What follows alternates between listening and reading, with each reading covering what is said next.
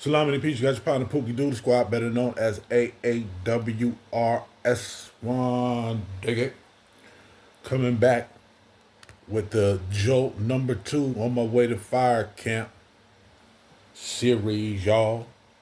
We left off with talking about, forgive me for messing around with the thing, classification and how Ummah started coming together, right? Now, classification is a stressful time because you don't know when they're going to call you to be classified. And that's what's so messed up. You know what I mean? You may be sitting in them dorms for months. You seeing people coming and going, coming and going, coming and going. They coming, they go into classification, they go into fire training, then they out of there. You know what I'm saying? Now the ones that flunk out, they come back. You know what I mean? You got some people, like my boy T that I was telling you about, who's asked me the questions about Islam. He didn't want to go fight fires. So he just kept flunking the test. They wasn't sitting nowhere else. He told them straight to their face, he said, man, I do not want to go fight fires. I just want to stay here. They was like, well, as long as you're here, you got to keep taking the test. Basically. So he just kept failing until he paroled. He ended up paroling, going home before I left, right? And we're going to get more into him, but there's a whole lot. So I just want to get into this part, and then whatever comes into my mind, forget it. I'm just going to shoot it, right? So it's a whole lot of drama in there. I'm meeting the Norteños that are in the dorm. They cool. And as you well know, brothers from up north, they roll with the Norteños. They roll together. You know what I'm saying? And the Southerners down here, down south, they don't mess with no brothers. You know what I'm saying? They just roll on their own, period. But up north, yeah. Because I had a homie, his brother, I told y'all the story before briefly in one of my old videos. His brother was from the 38th Street Locos, which is a Mexican gang in Oakland. But he claimed a black gang. He was down with the High Street Bank Boys. You know what I'm saying? And I used to go over his house and visit. His brother was cool. His brother was straight 38th Street Loco. You know what I'm saying? And his little brother, straight running with High Street Bank Boys. High Street Bank Boys was rolling at the time. They was one of the mobs that cats wanted to be in. It was like that, just like I wanted to be down with 2-7. You know what I'm saying? Some cats wanted to be down with 8-5. Some cats wanted to be down with 6-9. You know what I mean? Basically the imitators, the migrators. I want to say migrators. I was a migrator. I lived close to 27th Avenue, but I don't live on the turf. You know what I'm saying? But I wanted to be from that turf, and I ended up being from that turf because I ended up working for a gang of cats from that turf.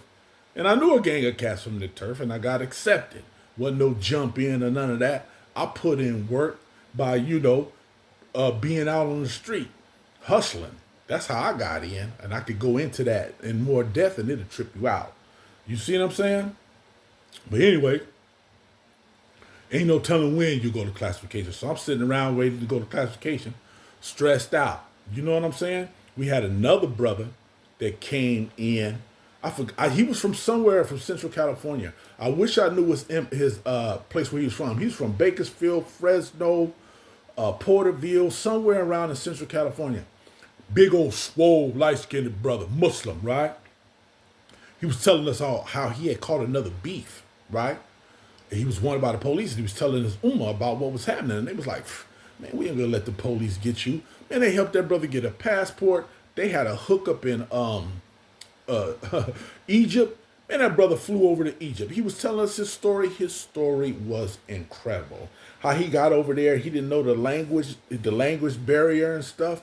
And they told him where to go, and he had to kill his own poultry. You know what I'm saying? Ain't no brother used to killing his own chicken unless he's from the South. You know what I'm saying? And he was telling us about he got married. He got involved in the Ummah there, and then they got him a wife. Like as soon as he got there, they was like, "You need to have a wife, homeboy." And he was like, "Hell yeah!" You know what I'm saying? Now this man wanted in the United States. He over in Egypt. You see what I'm saying? And yeah, I think he had a wife. I think he had a wife because he couldn't take her with him. I think he had a wife and a son. I want to leave that right there. I don't want too much of his business out there. Anyway, he came on the yard. You know what I'm saying? He was on the 2-yard. Now, the 2-yard brothers, of course, they differ from us because They didn't come together until we started coming together. They saw our unity, and then we came to the masjid. We let brothers know, hey man, you brothers need to step it up over there in that 2 yard. There need to be a presence over there. So then when brothers do come in, they got an ummah to go to. So we will meet with the 2 yard brothers at Jummah. That's the only time we got to see them was at Jummah. You know what I'm saying? And during Ramadan. You know what I'm saying? And they started having a couple of them started having animosity towards us, especially one of them that took over the clerk's position at the masjid. But I can't really say that because that was the first place I actually did a khutbah. And the only reason why I did the khutbah was because wasn't nobody else stepping up to do it. We had more knowledgeable people there on both yards. They did not want to step up to do the khutbah. I ended up stepping up to do the khutbah. I am not versed in Arabic. I only know a little bit. I can only read a little bit out of the Quran. But, boom, I took the responsibility because that's what a Muslim's supposed to do. Anyway, that's later on down the line, right? That's after we had a cat coming from the street. He challenged the Ahmadiyyan imam. You let him know. He said, man, you ain't no Muslim. You shouldn't even have this job. This cat was coming in off the street. He was like, man, we can have a rebuttal. You know what I'm saying? We can go to my community. The Ahmadiyyan cat was like, hell no, I ain't going to come to your community. But if you want a rebuttal, you can come to my house. That's what the Ahmadiyyan cat said. He said, you can come to my house. We can sit with the Quran. We can have tea. And we can discuss anything you want to do. Of course, he didn't want to go to the Ummah because he's going to get chewed up. You know what I'm saying? He'll get chewed up. He was the same brother that told another brother in there that wanted to follow his way because we had a brother on the 2 yard that was Ahmadiyyan. And that was his boy. He was the clerk on the 2 yard. He was hella knowledgeable too. He was a lifer. I forgot his name. Oh, Red Boy. You know what I'm saying? One of them red boys with the freckles, right? Old school cat. He was a lifer from the 2 yard. He was Ahmadiyyan. He used to love when the imam came there because, they boys. You know what I mean? He plugged him up with a wife and everything. They recruited this young brother. They're going to give him a wife and everything. I told the brother, remember, I told y'all this story too. I said, hey, man. I said, when I get out, can I call you too? You know what I'm saying? He said, no, you can just write me. Ain't that a bitch? He gonna tell me, no, you can just write me. I said, fool, I have no intentions of contacting you. For what? You ain't following no sunnah. I told that brother, I said, man, you better stay away from that brother, man. He gonna steer you down the wrong path. Yeah, he gonna let you come to his community. Yeah, they gonna get you a wife because they're not following the sunnah. Anyway, waiting to go to reception. Months is going by, right? Boom. This white dude come up to me. Big old white boy. I said, what's happening, man? I said, what's happening? He was in our dorm. He said, I see the way you get down. He was like one of the white boys in there. He was like, I see the way you get down, man. You just mind your own business. You know what I'm saying? He said, I admire that. I dig that. I said, okay. I said, yeah, I see you too, man. He said, where you trying to go? I said, hell, I'm trying to get to fire camp, man. And he was like, yeah, I can understand that. He said, what area you out from? I said, man, I'm coming out of Dago life on this one. He said, yeah. He said, you trying to get close to home? I said, man, I really don't care, but it'd be cool if I could get close to home. I said, hell, first I got to get there. I got to get in there. I don't even know if I qualify or not, right? He was like, okay. He was like, let me see what I can do. I said, what you mean? He said, I got a hookup. I said, oh, really? He said, yeah. He said, I got a hookup with the cat that's inside there. You know what I mean? And, I get people plugged up on where they want to go, right? That's what he told me. I said, well, how much does that cost, right? Because, he charging fools. I said, how much that cost, man, to go to a fire camp, close to Dago? He said, don't even trip. I said, really? He said, yeah, don't even trip. He said, let me see what I can do. I said, all right, cool, right? What was that, y'all? I just used to see the white boy. I never spoke to him before. We all in the same dorm. Everything, right? Sometime the big balding youngster out of Lincoln, he'll set it out. You know what I mean? Have coffee. He'll drink Cadillacs with everybody. You know what I mean? Because he had it like that. The boy was getting, he was getting so many packages from different people. He came up to me after we got cool, right? Because he was kind of funny at first. He's funny style, Dago brother, young Dago brother, balling. You know what I mean? Come on. But after a while, he saw my get out. And then he respected me. He stepped to me one day. He said, hey, man, he said, Roger, man, he said, I noticed you ain't got no package since you've been here. I said, nah, man, I ain't getting no package. I said, what's up? You want me to get a package for you? He was like, yeah. I said, no problem. I said, I get one every quarter for you, homie. I need to hustle. You know what I mean? He's like, oh, okay, cool. Don't even trip. You know what I mean? So I started getting packaging for him.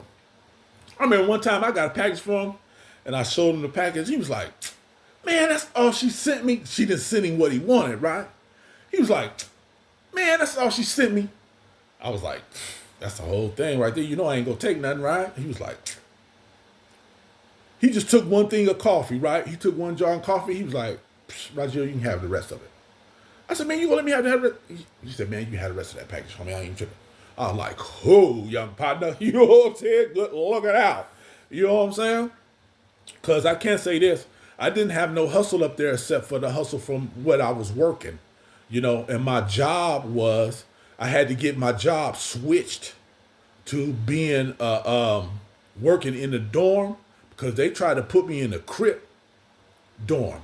They was going to put me in the dorm where my young partner from the coast, my young crip partner, he was in there. And he was running it in there.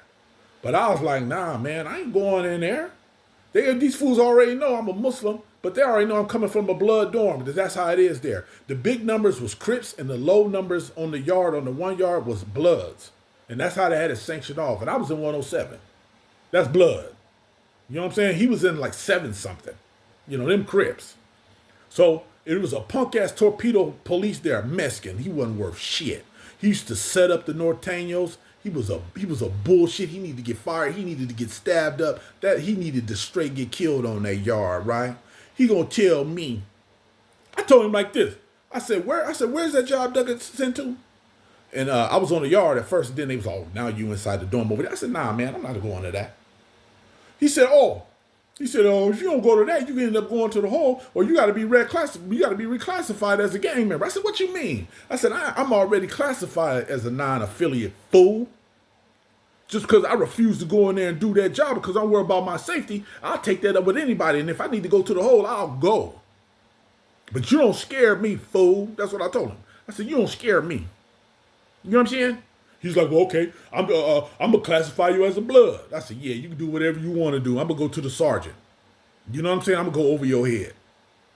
Right? So I went to the sergeant, put my beef in, told him what was happening. You know what I mean? Because I was a fool in there that I had a beef with, but he didn't know it. I could have went in there and stabbed him up. I could have stabbed him up on the yard. I didn't really have a beef, but like I told y'all, I allowed myself to be in the get down, then I shouldn't have been. You know, and a lot of times I beef on the fool, but I can't beef on them. I got to beef on myself because I'm too smart and I was too intelligent to even be in that situation. But Allah put me in it, but I was. So anyway, I went to the sergeant. Sergeant overrode it. He said, boom, I'm going to give you a job inside your dorm. I was like, cool. So all I had to do was wake up in the morning, sweep, mop, clean the bathroom in my dorm, and I was done for the day. But before that, but then my job got changed, right? But I'm going too fast. So now I'm waiting to go to classification. The white boy tell me I'm going to look out for you. I'm going to see what's happening. I'm not really believing that. So boom, I meet another white boy. Big old white boy, right? Never been locked up in his life. He was from Minnesota. Never went to school with no black folks. Was raised all around white folks. All that. Me and him got cool because he was trying to find out what was going on. He told me his case, he got railroaded. He got railroaded on a hit and run. You know what I mean? He hit somebody, stayed there, wait for the police. Police didn't come. He went home. Next thing you know, they pulled up to his house and arrested that man for hit and run. They dumped him. He never did no time in the county. Nothing. They sent him straight to prison. That is not supposed to happen. You're supposed to do county time first before you go to prison. You got a year to do in the county before you go to prison. They skipped that. Sent him straight to the pen. His first time being like, I said, mammy, homie, that's a lawsuit you got. Me and him got cool, right? In the dorm. And I asked him, I said, why you cool with me, man? I said, I got to tell you about the politics in prison. You know, you can't be really fucking with black people now unless you got a certain status. He said, man, he's a big white boy too, like 6'4", right? 6'5", just big, naturally big, right? He said, man, I'm from Minnesota. The only time I saw black folks was on television until I went to college. That's what he told me. He said, in my house, everybody's a human being. Black, white, whatever. I don't give a damn about this politics. I said, I understand that. I said, and I feel the same way. I said, but you cool. And I don't want you to get in no trouble with your own people. They'll stab you up in here and try and kill you. You know what I mean? But you a big dude. You can handle your business. But I just want to let you know. Because me and him, we used to kick it out on the yard together. You know what I'm saying? Before I kicked it with my brothers or whatever, I hang out with him. Me and him walking around the yard talking. You know, and then I saw the white boys looking. Giving funny little looks and everything. You see what I'm saying? And then I had got with, and then I told him one time, I said, yeah, man, on the yard, we have to cut down that until I can find out what's going on. Because I don't want nothing to happen to you. I don't want nothing to happen to me. You see what I'm saying? Long story short, I talked it out with the other white boy, the one who was telling me he was going to look out for me, right? He was like, man, don't worry about that. You know what I mean? That dude's cool. Boom. We know he ain't, you know, he's still little. He's still woodpile just because he's white.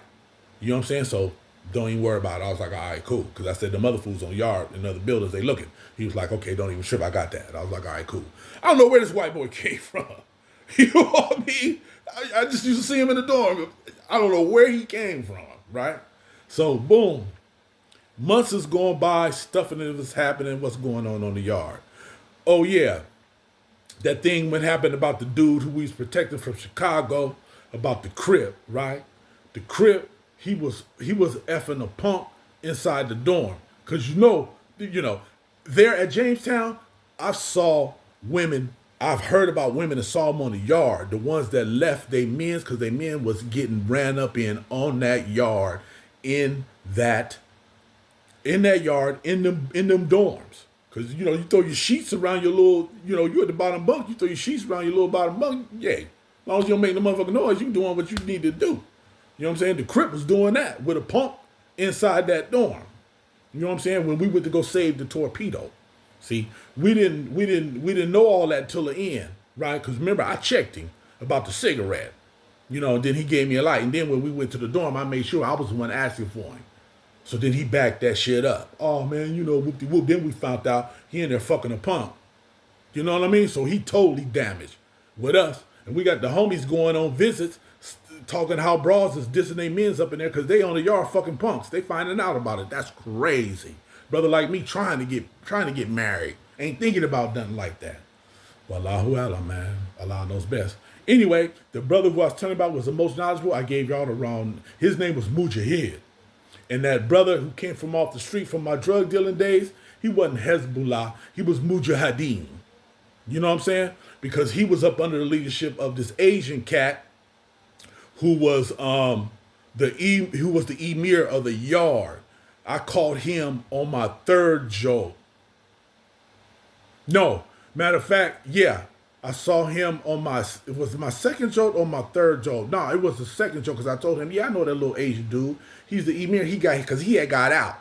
You know what I'm saying? I'm going too fast. Let me back that up. Okay, boom. I get in. It was months, yo. It was like about 90 days before I finally got to go see them people, man, to be reclassified. And I got in there and they start talking to me and they start asking me questions and stuff. I was nervous as hell. And then one of the dudes said, Mr. So-and-so, you're not going to use a weapon to try and kill anybody. You're not going to use a weapon to try and kill anybody while you're at fire camp, are you? I had to laugh because it was funny, the way that he said it, I just started cracking up laughing and everybody else laughed too. I said, no, sir. I said, I am reformed. Inshallah, I'm going to get out of here. I'm going to give you guys his number back, and you are never going to see me again. That's what I told him, right? He said, okay, Mr. So-and-so, we're going to take your word for it this time, and we better not see you back in here. We're going to send you to fire camp, and they told me the camp that we're going to send you to fire training. So you got to pass the fire training before you go to camp. If you don't pass the scholastic fire training part, they recycle you. That's what it's called, recycle. So say you take the scholastic, you flunk, you got to take it again. You got to keep taking it. Until you get out of there, or until they just say, okay, forget it, man. We're going to transfer you somewhere else. That's what T was trying to do, but they told him, nah, we ain't going to transfer you nowhere else. We just going to just make you keep doing it. So he just kept doing it and kept failing it until it's time for him to parole, and then he went home, right? So what they do is they give you a ducat to go to start your fire training, right? You do was it physical first? Yeah, you go to physical fire training first, and then scholastic, right? So they call you over. You go over to the gym part. You go get your clothes. They give you a red T-shirt, some red shorts, and some red Converse, some red Chucks. They ain't got no support. That's your workout fit for physical training for firefighting at Jamestown on both yards, 1 and 2, right? So they start you off with calisthenics, right? And them stair climbers, woo, them stair climbers is a mud. The 50-yard dash, 100-yard dash, 200-meter run, and pull-ups and push-ups, and yeah, it's vigorous. So if you're not in shape, you're gonna be having it. So I'm already there, getting in shape. I'm preparing, and I remember I was telling y'all about this cat. I found out he got smoked. He was from Lincoln, right? I call him Harun, right? Inna lillahi wa inna ilayhi raji'un. He was there, so I'm gonna tell you more about him. That's where I met him. I met him there at Jamestown, and he was the homeboy of the young baller from Lincoln, right? Basically, Harun was his G, because the way that I saw them get down, Harun was his G.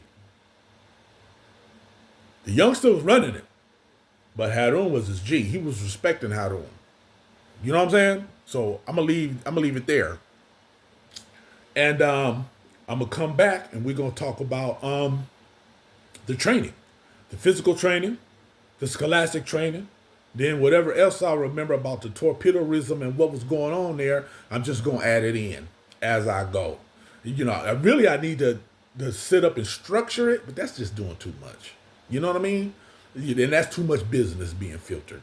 So I'm just gonna shoot. I'm just gonna spit it as it comes to me. I'm gonna have an original frame, original format, right? And then boom, I'm gonna go from there. So when we come back, we're gonna go from the physical training to scholastic training to whatever torpedoes is involved. I'm gonna tell y'all about what was going on in there, and then inshallah, we're gonna do a movie, man, till I get to my satellite station. You know what I mean? So hey, you got your partner who can do the squad, better known as AAWS1. Dig it? Y'all know what to do. Go ahead and do it. Islam and peace remain blessed, you and your families. With I don't even really have a title for this. I guess it's just gonna be Jolt number 2, Fire Camp. And that's what it is, y'all. Big ups to my new subscribers. Big ups to everybody that view me. Big ups to y'all who view me every now and again. And big ups to y'all that's on the fence. Y'all know what to do. Go ahead and do it. Islam and peace remain blessed. You and your family.